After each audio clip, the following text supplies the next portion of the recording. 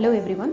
Today we'll talk about epilepsy on the occasion of International Epilepsy Day. I am Dr. Sindhu Vasireddy. I am a consultant neurologist and epileptologist working in Udayomni Hospital. I did my DM neurology followed by epilepsy fellowship, wherein we do about all the cases of epilepsy, all the drug resistant epilepsies and epilepsy surgeries for them. Before that we do pre-surgical evaluations and then epilepsy surgeries. So let's talk about all epilepsy today on the occasion of International Epilepsy Day. Epilepsy is labeled when somebody has 2 seizures in their lifetime, which is 24 hours apart at least. So somebody should have at least 2 seizures at least 24 hours apart in their whole of the life, anytime. So then we can label somebody as epilepsy. Epilepsy is diagnosed, it's basically a clinical diagnosis. So if someone comes to our clinic and tells that they had 2 seizures and the 2 seizures are witnessed by someone, then we can label them as epilepsy. Or we can also diagnose if somebody doesn't witness, because the problem with epilepsy is somebody, if he is having seizure, he is completely unaware of it. So the patient himself cannot give any history to us. So it is very important to have a witness who has witnessed the event. So if that is possible, we can diagnose just by clinical history. If that is not there, then we need to take the help of all the investigations like MRI, brain or EEG to know whether they really have seizure tendency or not. Anybody can develop epilepsy at any age, but then the more susceptible ones are like very young, like children, or very elderly, like in the old age. So both are more susceptible, but taking apart, anyone anytime can have a seizure. Yes, let's talk about seizure. First, what is seizure? So in our local language, or in this, we call it as fits or seizures.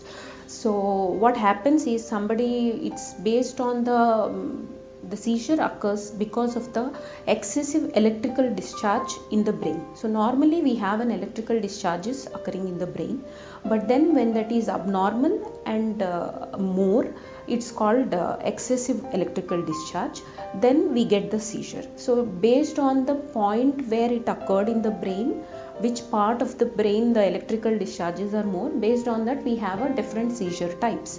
So somebody might have a whole body tonic-clonic movements, or somebody just can be standing or just blank for a few seconds. So like that, there are many types of seizures, but then all the seizures are not very dangerous, but some seizures are dangerous, which points to even sudden death in the seizure, which accounts to only 0.5 to 5% of the population. But then it is very important to take proper medication. Otherwise the seizures are very much unpredictable. We don't know when the patient will have a seizure. So it's very much important to have to take the drug, to take the medication regularly. Any seizure for that matter with loss of consciousness for few seconds to minutes, you should consult a doctor, because seizures are very you're more prone to more seizures, and when you are driving or when you are alone, it is more risky. So you should consult a doctor, even for not like a full blown seizure, and even for a small amount of unawareness, or you're just unconscious for few seconds, even that needs medical attention. When somebody has seizure, at least 70% of the seizures or 70% of epilepsies are treatable with one single drug. Okay, so if someone has a seizure and come to us, if we start them on a single medication, on a single tablet, there is 70% chance for them to completely remit the seizures. That is, they will not have any seizure if they continue using the medication. So 70% are completely drug responsive. Coming to the rest 30%, if somebody is is getting seizure even on one medication, then we probably will increase the dose of that medication and even then if someone is having seizures, then we add on the second medication, and like that third medication, it goes on. Or if somebody is having seizures even on 2 or 3 medications, then we label them as drug resistant epilepsy. So coming to the drug resistant epilepsies, we should see what is the cause for it. So there are many causes for epilepsy. That is, there might be some abnormal tissue in the brain, the developmental abnormality, or some infection, or any type of injury in the brain can cause a scar, and that scar is enough to produce abnormal electrical discharge and causing seizures. So what we need to do is we evaluate for the drug resistant epilepsies completely what is the cause of it, and from where is that origin of electrical discharge, abnormal electrical discharge is arising from. So we identify the cause through pre-surgical evaluations, that is, we do a long-term EEG for about 3-4 days by stopping the medication and recording the seizures, and then we do an MRI brain, which is more 3 Tesla MRI, a higher resolution MRI, and then we correlate all the results, and in some cases we do even PET and SPECT scans. So all these will aid us to localize the lesion where it is and from where this abnormal electrical discharge is arising from.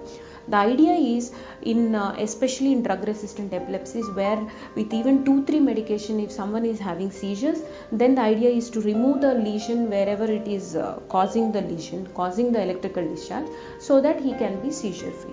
So at least in surgical results, based on the what is the type of the lesion and what is the cause of it, some epilepsies are very much treatable even with the surgical treatment. So after surgeries, the treatment response is at least some 70% can be cured completely with surgeries. But we do surgeries only for drug resistant epilepsies. It is not done for every epilepsy patient. Someone who can take a single medication and be seizure free, for them nobody is going to offer any surgical treatments. It is only for the drug resistant epilepsies, that is using 2 or 3 medication and still having seizures. For them we offer surgical treatments. The present statistics shows in every 26 people, one person is affected with seizures. So that common is the problem globally. So this 1 in 26 is from globally, worldwide so many people are affected. And coming to the Indian statistics, at least 1/6 of the people affected all over the world are there in India. So it's pretty common in India. And in India, the main problem is people consider still epilepsy as a social stigma. They don't consider it as a disease, like how you have hypertension, diabetes, like that. Epilepsy is also a disease which is completely treatable. So that social stigma of having various misunderstandings basically running around a seizure or epilepsy, and still people take unnatural medications and some burning in the head and all. So all these are completely there is no reason for it and completely unethical. So I think we should the International Epilepsy Day is to create an awareness for the epilepsy and to minimize the misunderstandings, and the social stigma has to come out. Everybody should be aware of seizure is like just any other fever or any other disease for that matter. Epilepsy, we cannot prevent epilepsy. If somebody doesn't have any seizure in their lifetime, so you cannot prevent anything by doing anything. Okay, so it's about, if somebody is already had one seizure in their life, then you should approach your doctor based on the investigations are necessary for the treatment, not for the diagnosis.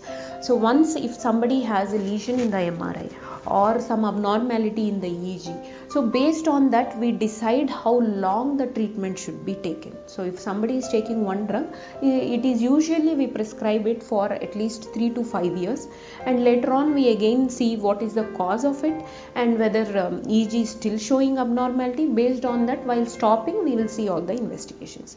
So the investigations are necessary to determine the length of the treatment. So how long somebody should take treatment, that will be aided by the investigations. So if you cannot prevent epilepsy, we do take medication only to prevent epilepsy, because if somebody is having already a seizure, there is nothing like if somebody don't have a seizure and you still take as a preventive medication. No, it is not applicable, because you don't have a seizure, then you need not take any treatment. And for the people who have epilepsy, to prevent a seizure, yes, you should eat on time and sleep on time. So sleep is very much linked with the seizures, because if you don't sleep, the electrical discharges are abnormally become more. So one should not miss the medication. Second, sleep properly, sleep on time, and the 6 hours of sleep is equally important, and along with that, sleep at the regular same time. So it's like, you sleep one day at 10 o'clock and then the next day at 2 o'clock or 4 o'clock in the night. That also is considered as sleep disturbance. So try sleeping at least in the same time, like 1 hour, 2 hours, this side, that side is okay, but then try sleeping on the same time along with 6 hours of minimum sleep. Apart from that, and what about the eating? So some people come to us with saying that you should not eat sweets or something. No, it is not related with any food, is not linked to seizures. So what should you do? See, if somebody is having seizure in a bus stand or in a local place or anywhere for that matter, so what should we do when somebody is having seizure? So if you identify someone is having seizure, just go to him and don't panic yourself or surroundings. Just move everybody, let him breathe and let him be on a safe environment. That is, he should be more, usually in a seizure, usually they'll be having a tonic posturing, a tight posturing, or tonic-clonic jerks or something like that. So just leave him free and turn him to one side, one lateral side, and sleep him on one side, so that the secretions usually the secretions are more, those that secretions will come out and he will not aspirate into the lung. So the idea to turn one side is because of that, and there is no meaning of keeping any any steel items or any keys or anything in the hand. That doesn't have any scientific value for it. Just keep him like that. If somebody is having a tie and all, just loosen the neck and keep him on one side and wait for the movements to settle down.